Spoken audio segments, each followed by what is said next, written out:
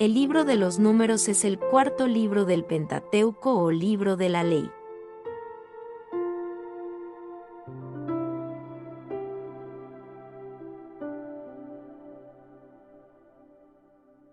El libro de Números se interesa por el censo del pueblo de Dios y muestra gran preocupación por la precisión aritmética en cuestión de sacrificios, también por el botín de guerra, días previstos para la purificación y división del territorio en torno a las ciudades levíticas.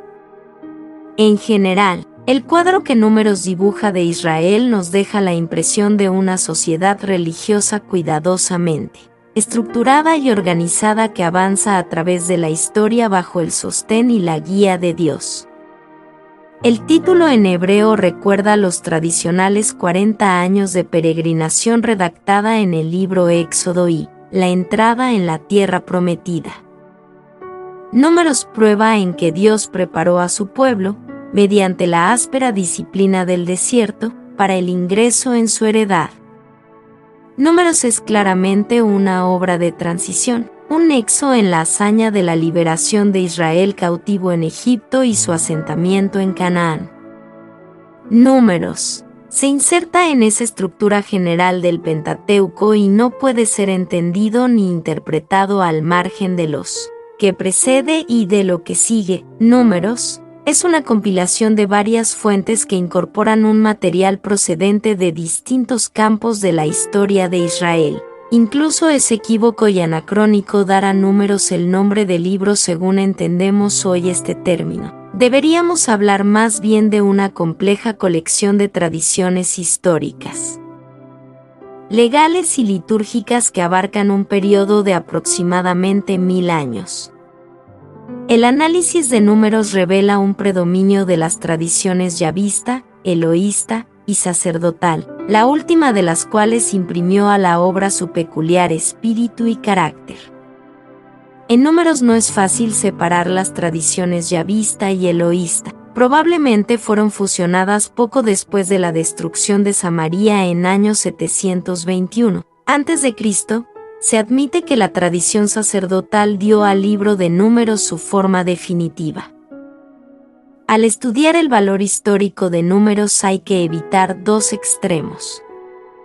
En primer lugar, esta compilación de tradiciones antiguas no pretende darnos una relación minuciosa y literal de los hechos tal como sucedieron.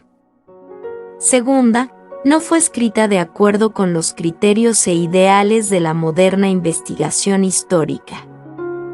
Los israelitas no eran capaces de escribir, lo que más les interesaba era el significado de la historia, el despliegue de la intervención activa de Dios en el tiempo con vistas a un objetivo sobrenatural que se define perfectamente con la palabra liberación.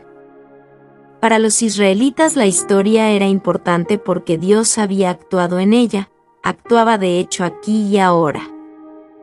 Y actuaría de nuevo decisivamente en un tiempo solo conocido por Él. Dios era el centro de la vida de este pueblo, a pesar de sus persistentes infidelidades. Aquí fue erigido su santuario, y el campamento fue santificado por la presencia divina.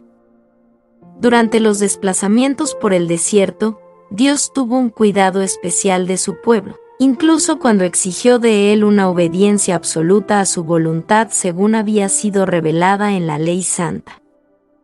Dios cuidó de su pueblo y lo sometió a prueba. Resulta difícil descubrir un plan claro y coherente en un libro de carácter tan complejo.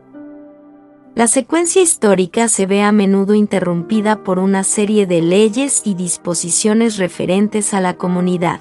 Toda división de libros solo puede ser aproximada, pero existe un acuerdo general en las tres partes siguientes. La estancia en el Sinaí.